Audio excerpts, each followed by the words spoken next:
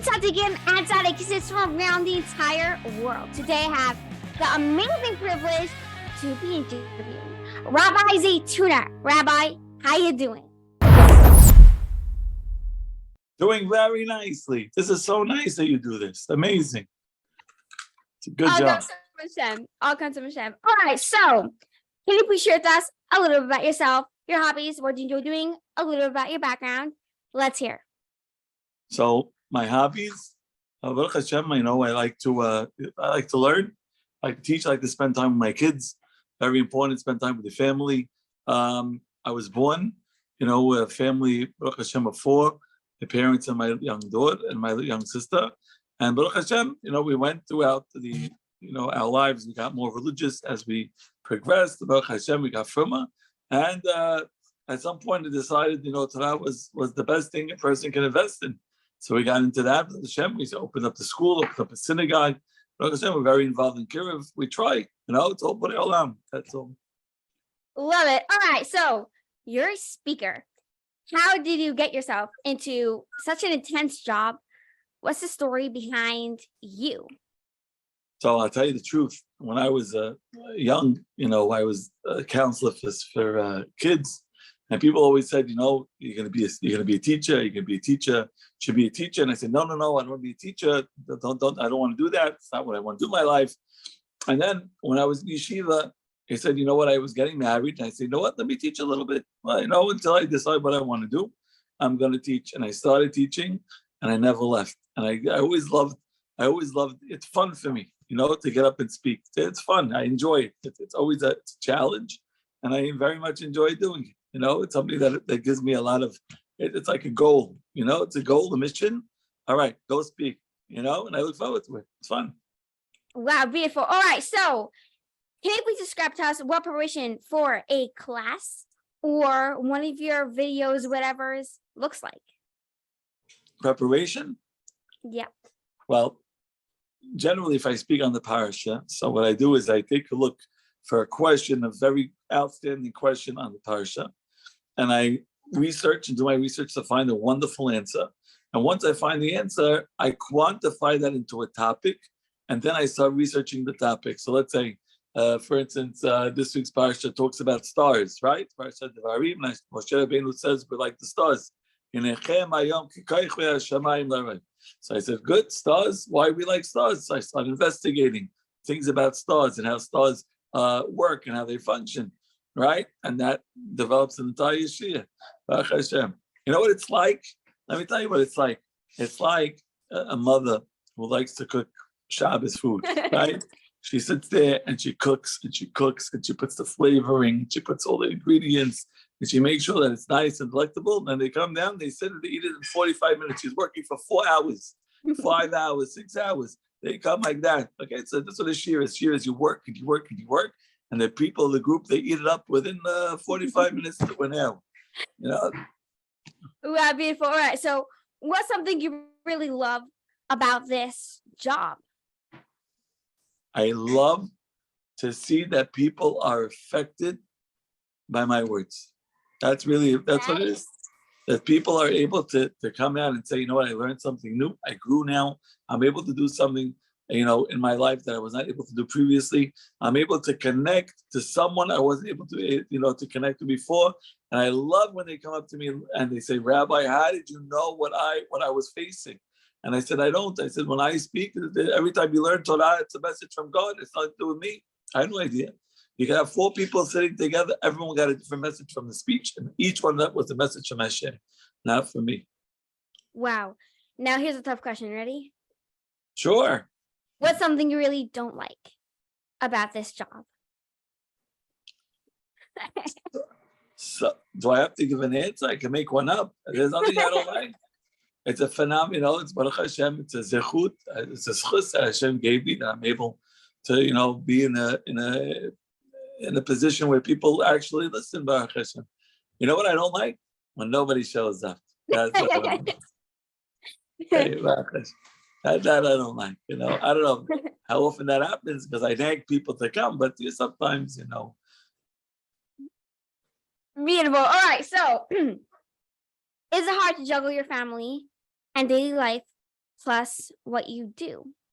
So that's a very, very good question. And actually, it's a question that I got advice for. I went to Rav Reuven Feinstein one time, Hashem Yishmereu, Hashem should give him a long life.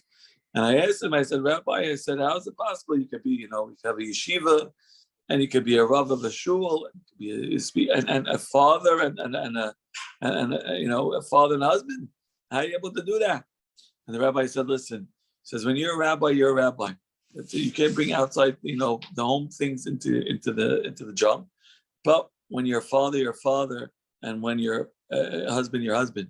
And therefore, when you're a husband and you're a father and you're home, you have to make sure. 1 second. Sorry.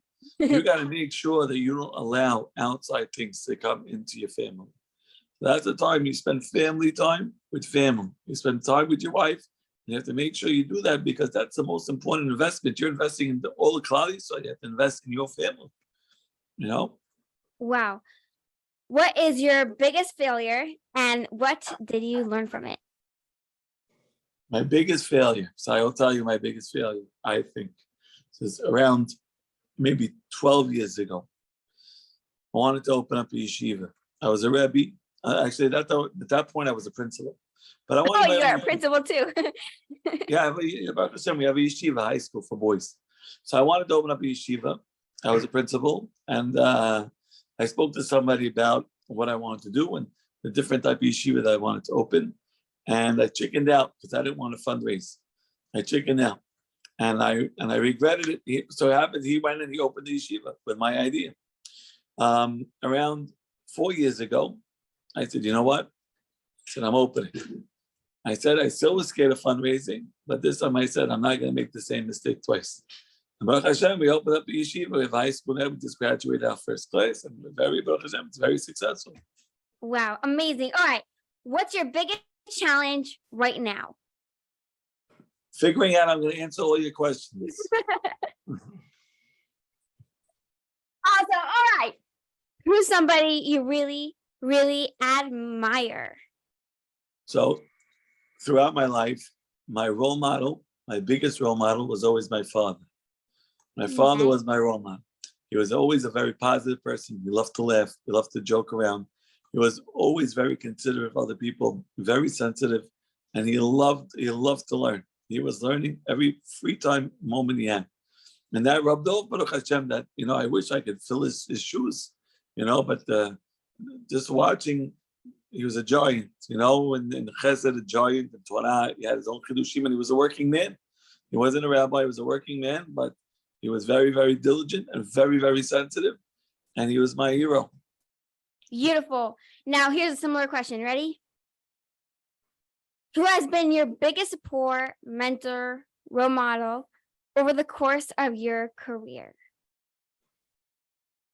The biggest role model and mentor over, which career? Baruch Hashem, we have a few different careers. Your whole career, everything. Well, I don't know. What I like to try to do is try to pick something I like. It's called best practices. To find the best thing that I like from many different, sources and put them together, So throughout my life, that's really what I've been, taught to do, and something that I strive to do, So I can't say that there was one, mentor.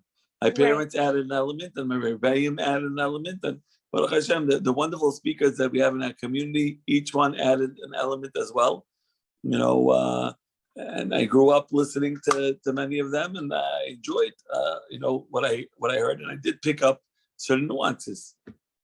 Beautiful. All right. How do you deal with pressure and stressful situations? I'll let you know when I figure it out. Sometimes you just have to take a break and say, okay, pause. Let me go take a rest. Let me relax, But I want to tell you, the biggest reliever of stress for me is when I daven. When I sit there and I daven Shemana Esrei and I sit there by Shema Koleinu and I just let it out, Nice. I do. I let it out. Borei Olam, this is what I need. Hashem, and these are my problems. And sometimes I finished my Shmoneh Esrei, and I say, you know what? That was great. It's the easiest therapy in the world because it's the only therapy where the therapist can actually do something to help you. Right. Yes. Beautiful. All right. What is your most best and crazy memory throughout your life? So I'll tell you, there was I think it was one time when I was driving, because I talk about it. The first time I drove, I got into an accident. I went into just a like pole. my sister. I went into a pole. Did she go into a pole? No. Straight into a pole. Happened to me. My wife also did the first time. We're a match made in heaven. She went into a pole. And after that, I was a little hesitant to go driving because you get traumatized. And my father always told me, listen, you gotta get back behind the wheel. But you gotta take buses and trains your whole life. You gotta drive. We're in New York. I said, okay. So we did. And first time my father was in the car with me, we're driving around, and we're just driving aimlessly in Brooklyn, New York. And all of a sudden, we look around and the town changed. It was like the houses were miniature and the streets were the size of driveways. And we didn't understand. And it was great. We're just driving. Me and my father, it was a beautiful time together. And as we're driving, we're moving. It was great time spent with my father. And we called it Zeytouneh town. That was the Z town. That was where it was from now on. From then on, that was it, because it was time we spent together where we got lost and we found each other, we found our way, and it was a beautiful moment. We spent a lot of time together throughout our life, throughout my life. That was and then I had to make sure that the girl that I was going to marry was very sensitive to the idea that there was a Z town, and not just some weird town, but that it was something important to them. And my wife was, so we said, okay, she's the right one. Nice. That was it. Beautiful. All right. What are your dreams? What's something that you really, really want to accomplish? That's the question again. What are your dreams? What's something that you really, really want to accomplish? From now, you mean my future dreams? Any. So one of my dreams is, we just started, I got involved in an organization that helps people get married. And throughout, it's my newest project, Baruch Hashem, and it's called Mekudeshet, and it's a beautiful program. And they really help our singles of our community get married. And my goal is to really try to really ease the crisis of shidduchim in our community. That's a real goal of mine. It's not the only goal, but it's a real one. I love it. All right. What advice would you give someone wanting to pursue a career similar to yours? I would say, first of all, find a support system of people that are going to always encourage you, and people who can tell you that you could do it, and people that can tell you always can be successful. And let's put this in perspective. If you have a person who's always very negative, stay away from them. And if you have a person who's willing to give you some constructive criticism, listen. But you should have 90% encouragement and 10% constructive criticism. Nice. And that way, when we wanted to open up a yeshiva, the rabbi told me, don't do it. You don't know what you're getting into. But there was other rabbis to say, it's a great idea, go for it, let's go. And Baruch Hashem, I have a very supportive, backbone, and we were able to persevere.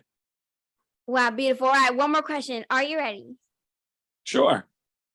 What is a life lesson that you can teach us? Well, it's my one life lesson that I always talk about. And that is, Rabbi Israel Salanta, I said all the time, says, I think you saw the clip. Rabbi Israel Salanta says that whatever's in your heart, whatever's going on in your mind, all your stress, all your pressures, the things that your person could be struggling with, that is your personal property. Nobody's allowed to tell you how to feel. No one's allowed to tell you how to think. No one's allowed to tell you, how to commiserate with what you have. But your face is public property. Your face is public property. And therefore, you should be smiling at everybody. Doesn't matter what's going on in your life. That's your business. But to smile at everybody else, take a look at everybody else, to make everybody else feel good, that's your obligation. That's what you're here to do. You're here to take care of your private property, while making sure that you enhance the lives of other people that are around you. Wow. Wow, beautiful. All right. Rabbi Zeytouneh, thank you so much for joining this beautiful, wonderful, and amazing Elevate Yourself interview. Laili Bialo here. For more interviews and daily videos, please WhatsApp the number, not text, 541-624-8581. I'm going to repeat it again, 541-624-8581. And don't forget to elevate the planet and that Hashem loves you.